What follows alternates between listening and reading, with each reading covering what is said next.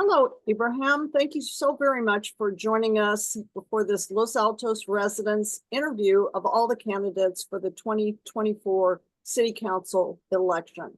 We're very pleased that you took time out of your busy campaign schedule to join with us today. Yeah, no, thank you for having me, Freddie, and thank you to Los Altos residents for creating this forum for me to reach out to residents. I think it's great. Well, thank you.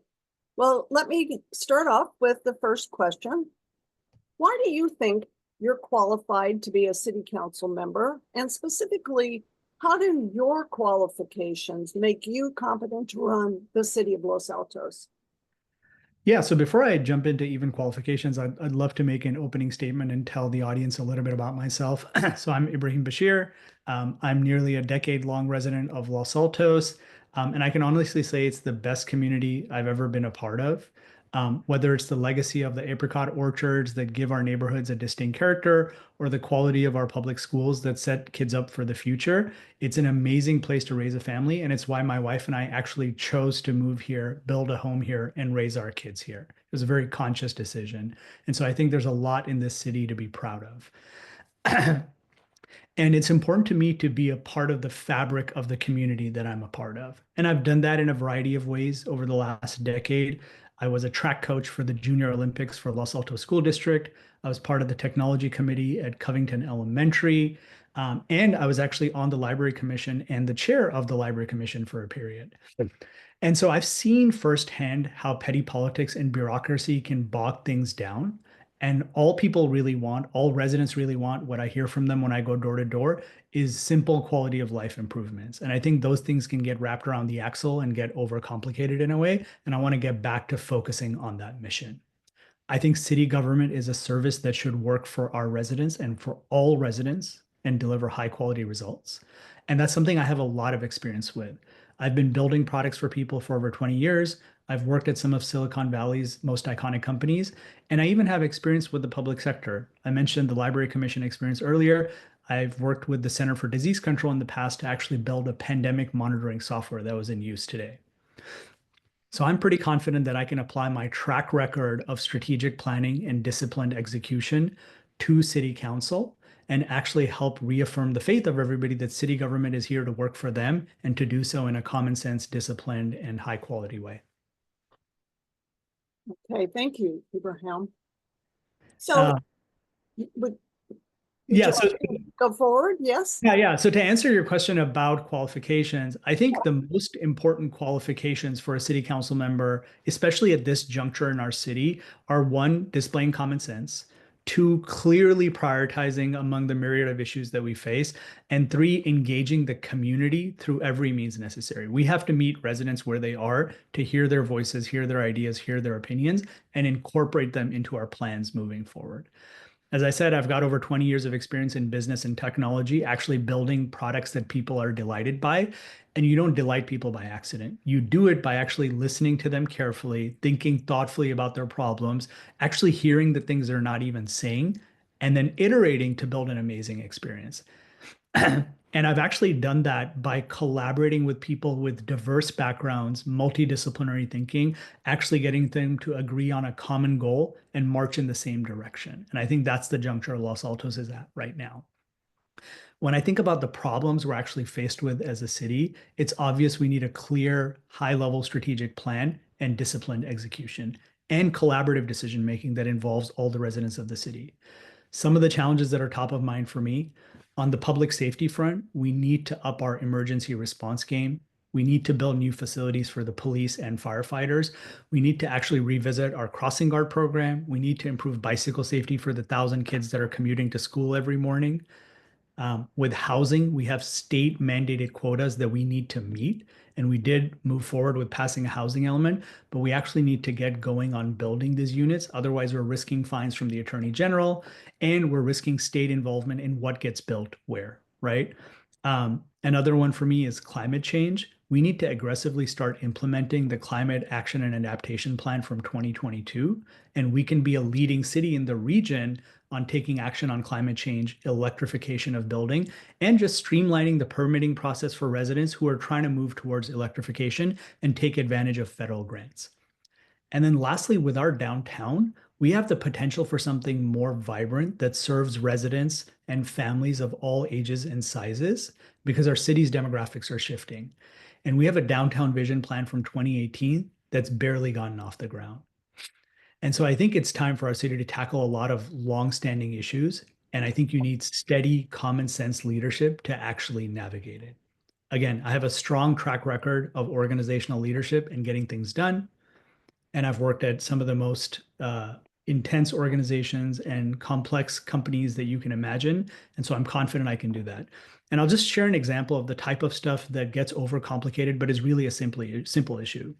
When I was on the library commission, we navigated between city staff, the Friends of the Library who do amazing work, the North California Library Association, and then the actual library staff that runs the day-to-day operations. And one of the simple issues that was brought to me on commission was the Friends of the Library were losing their storage space at Hillview because Hillview was under construction. They need that storage space to actually store the books that they sell to raise funds that go to the library. And we could not figure out a simple storage solution. No more Hillview, no space at the library, what to do. And actually working with city staff, the county and the library and the Friends to figure out a shed solution, which is still in place today, was one of the things I helped get accomplished. And I find sort of getting to the brass tacks of what is the issue, does it matter, how do you actually move forward is really, really important. And I think that's a microcosm of the type of thinking I can apply to some of our larger issues around safety, housing, climate, and vibrancy. And the last thing I'll say on qualifications is, as I've been going door to door, I continually hear from people how disconnected and unheard they feel around the city's decisions and processes. And so I think having somebody who is willing to reach out to the community through multiple mediums, through multiple channels, through multiple time slots, and actually hear them out and answer their questions and educate them a little bit on how city government has its own constraints on what it's trying to do is going to be really, really important. And I think I'm qualified to do that. Okay, thank you. Let's move on to the second question. What do you realistically hope to achieve in your first term in office and in your first four-year term? Yeah, no, great question. And what I'd say is you have to be really realistic, right? A year or 4 years sounds like a long time, but sometimes the pace of these things just gets away from you, right? So I want to be really, really thoughtful about what is a realistic goal for year one. And I also mentioned a couple of times how prioritization is key. So although there's many things we want and even need, and there's many important things and many urgent things, I think the most important thing is emergency preparedness. When my wife and I moved to California, I thought earthquakes were the only thing you had to worry about. And in the last few years here, we've learned everything from air quality to wind and rainstorms to a global pandemic are realities that we are now faced with as a city and as a region and as a county, right? So I think emergency preparedness is top of mind for me, and I just don't think we're as prepared as we need to be. So to get specific, I think one, just making sure we have emergency response coordination staff and emergency response facilities ready to go is number one. Making sure that through our housing investments and affordable housing investments, we have more first responders like police officers, firefighters, and nurses living in the vicinity of the city is important. Third is I think we have an amazing block action team and CERT radio operator program, but scaling that program out to cover every neighborhood and giving those people more resources to actually scale those programs, I think is key. And all of this to me wraps up into a safety element that is long overdue to revisit and is something that I would prioritize getting done on the council with staff in collaboration with all of our residents who I think care about this problem a lot. I'd go even further and say we need new facilities for the police department and the firefighters. I think these are long overdue capital investment projects that we need to figure out. So I would say in year one, emergency response preparedness and getting to a decision on the police and firefighter facilities issue would be my top priorities. I think from there, when I start to think about a 4-year horizon, I would want to round out and think about the larger issues that I had mentioned earlier. So how do we move towards a more vibrant downtown? How do we actually execute on the housing element and get the state mandated affordable housing built in areas where it makes sense while preserving the character of the neighborhood and actually start taking steps towards climate change. And so that's how I would sort of prioritize year one in a 4-year term. Okay, thank you. The third question is what are you going to do to hold staff accountable for and to keep track of the multitude of projects within the city? Yeah. So again, I'll reiterate, I have 20 something years experience directly leading people, indirectly leading people, working through influence. And the core theme to me is every stop I've had in public or private service has been held to the highest levels of accountability. I believe in accountability. I believe in shared accountability. And if anybody in our city as a resident feels that city government is not accountable, then that is important for me to address, right?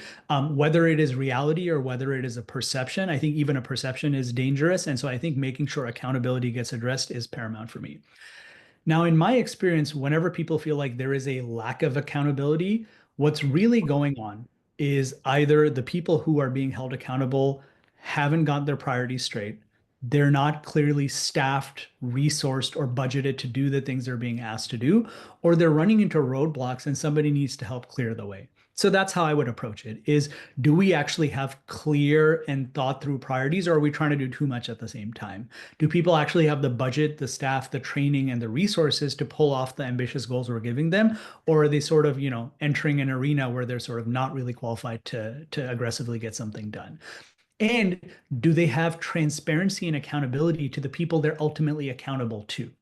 I find creating those types of channels where people can actually hold people accountable is really, really important, right? Whether it's reporting, whether it's education, whether it's putting the word out on how progress is going, I think sharing that with the community tends to create a good kind of accountability. And so those are some of the ways I would approach it is, do we have clear priorities? Are people resourced to do the things we're asking them to do? And is somebody out there clearing the hurdles for them? In my ideal setup, the city council is not out there driving all these things forward. The city council is setting a strategic vision on a 5 to 10 year horizon for what the priorities of the city are, and then the staff needs to do their job. So if people feel like there's a lack of accountability, either the vision is unclear, staff is not able to execute for the reasons I mentioned, or they're doing something disconnected from how the residents see it evolving, right? And I think all three of those legs of the stool have to come together: clear priorities, staff with the right resources, and share what you're doing and when you're doing it with the residents so that they can have a voice in shaping the accountability of it. And ultimately, I would say, your question was about holding staff accountable, but I think there's shared accountability on the part of council and on the part of residents to engage in their government, right? And I think, to go back to what I said about door to door, if people feel like it's hard for them to engage with their government, we need to meet them where they are, whatever their limitations are, right? Okay, thank you. And that goes right into the next question. Do you think that the current community engagement is adequate? And if not, how would you improve it?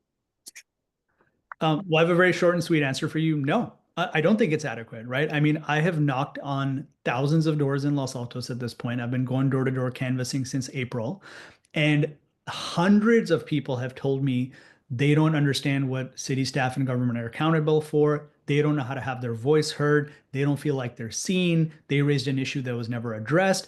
And that's hundreds too many for my taste, right? So I don't think the current level of engagement is where it needs to be.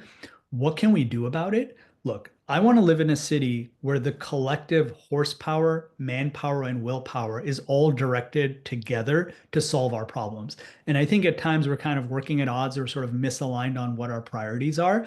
And so I have a variety of ideas on how we could sort of improve the engagement.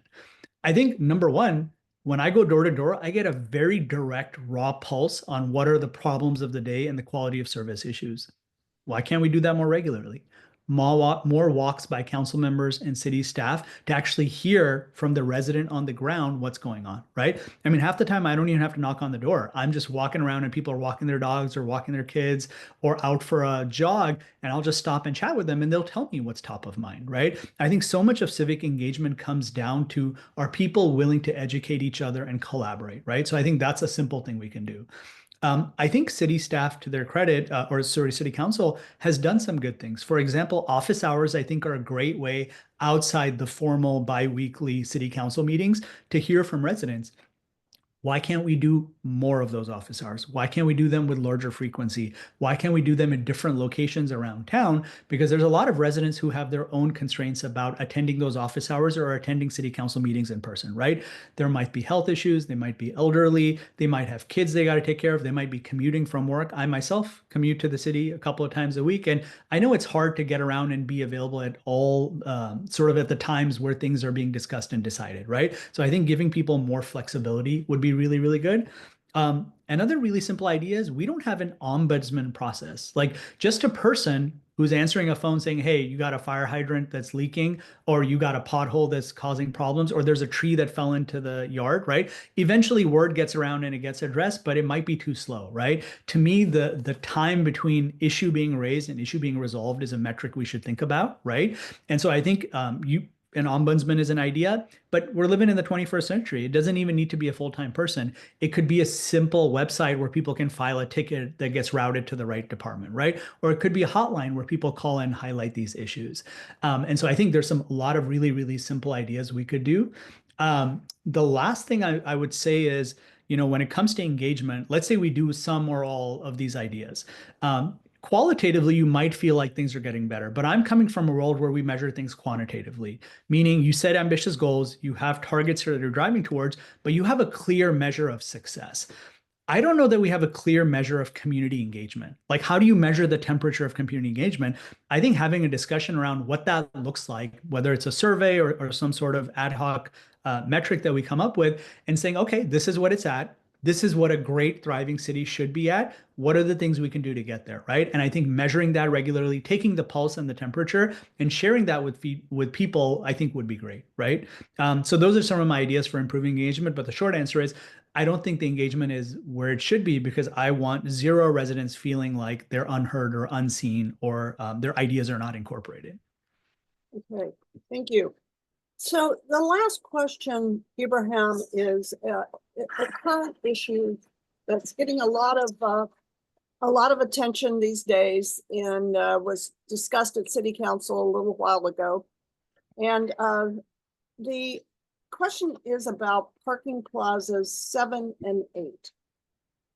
How do you think the city can replace the 226 parking spaces in parking plazas 7 and 8 with 3 things: with no net loss of parking spaces, getting the approximate $20 million value of that land, and the revenue generated by visitors who park on those parking spaces?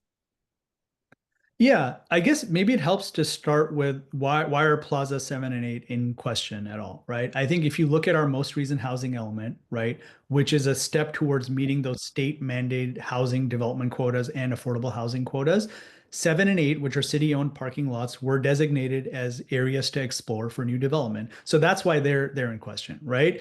So the short thing is these plazas are going to help us meet our state mandated housing development needs. To your point about how do you actually make sure there's no net loss of parking and then there's fair market value of the land that's put to use, I would say those should be, I don't know if I'd call them requirements, but those should be strong considerations for green lighting any development project going forward, right? In my experience, if you're working with the developer to say, look, here's a piece of land, here's our ideas for how to use it, there's a lot of optionality. And I think one of the options can be, hey, look, we want no net loss of parking, and we're gonna get fair or higher market value for the land itself. But I think city council and city staff also has the option to say, could we take a break on the price of the land or the number of parking spots that are net lost for other considerations? What is the right answer? It's hard to say without knowing what are the developers proposing, what are the prices we're getting, what are the facets of the development in play. And so I think we need to get more data on what each development might result in terms of net loss or not of property and fair market value or not of the land. And then we can make a conscious collaborative decision as a community on what the right move for us is, right? But I don't know that that data has been provided in terms of parking studies, in terms of developer proposals, and I don't know that the community has been engaged adequately. So those are first steps for me. The other thing I would say is I agree with you. I think while you're constructing, you are losing parking spots, right? And while you're building, you are not able to have people and visitors park there and then take advantage of the businesses and the restaurants and whatnot. So there is absolutely going to be short-term gain. So, and short-term pain. And so any project that we greenlight needs to account for that short-term pain. How are we going to deal with some traffic congestion and how are we going to deal with that revenue loss? There might be simple solutions, there might be complex solutions. Things like, hey, institute time limits on parking in other parts of downtown, create temp parking, reorient the existing spaces we have to create more room, which has been talked about before in previous parking studies. So I think there's a lot of options. The other thing I would highlight is if we are able to build this housing and it has at least the minimum amount of parking required for residents who move in there, we will get revenue from the permits. We will get property tax revenue from the new buildings. Right now, the parking lots generate no property tax revenue. And we would then get a boon in terms of usage of downtown restaurant services and shops from the people who move in there. So my high level view is there's absolutely a short-term price we would pay, but the potential for long-term gain. But to go back to my earlier point, I haven't seen the cost benefit analysis, and I think we need to see the parking studies and the developer proposals before we can say, what are we okay with in terms of giving up in terms of fair market value or net parking lots, if anything. Okay. Well, thank you very, very much, Ibrahim. That's the end of our questions. And I just want to say how very much we appreciate you taking your time to answer these questions about issues that we think are very important to the residents of Los Altos, the voters, and it gives them the opportunity to hear from all the candidates and inform their decision when they go to check that ballot. So Yeah, I'll add a couple of thoughts, and if I could, I'd love to make a closing statement. please. I would say, this right here is an example of the type of community engagement that we could do, right? We don't just have to do it in election season. In fact, I am a reader of your newsletter, right? And so I think those types of things are great. And I think that's citizens taking into their own hand the need for explanation and outreach, right? So there's no reason why city staff or city council couldn't do more of that load as well. But I think it's great to see residents doing that as well. But in terms of a closing statement, look, I just want to reiterate the love I have for this community as nearly a decade-long resident. It was a very conscious choice by my wife and I to live in this neighborhood, to raise our kids in this neighborhood, to send our kids to the public schools in this neighborhood. And we have been nothing short of like ecstatic with that decision we made 10 years ago. But I also think the city is on the cusp of some major, major decisions that will affect the next couple of decades. And I think you definitely need somebody with common sense, the ability to collaborate, and empathy for every type of resident who's living here to make really thought through decisions because there's no going back on some of these decisions, right? It will shape the city for decades to come. And I think with my background in tech doing strategic planning and disciplined execution, I can translate that over to city government. In fact, I've seen it translate over in my prior work in the public sector with the CDC on pandemic monitoring and in my work on the city commission around the library, right? Um, and that's not just my opinion. That's actually the opinion of several current and former elected officials and several organizations. So I've got current and former school board members at LASD supporting my candidacy and endorsing me. I've got climate action groups like the League of Conservation Voters and Silicon Valley Action supporting me. And I've got the Santa Clara County Democratic Party endorsing me because they agree with my stance on a lot of these issues. So I hope you and other voters will agree with them and come out and vote for me on election day or by mail. Thank you so much. It's great to see you today and good luck in the election. Thank you, Freddie. Appreciate the time. Thank you.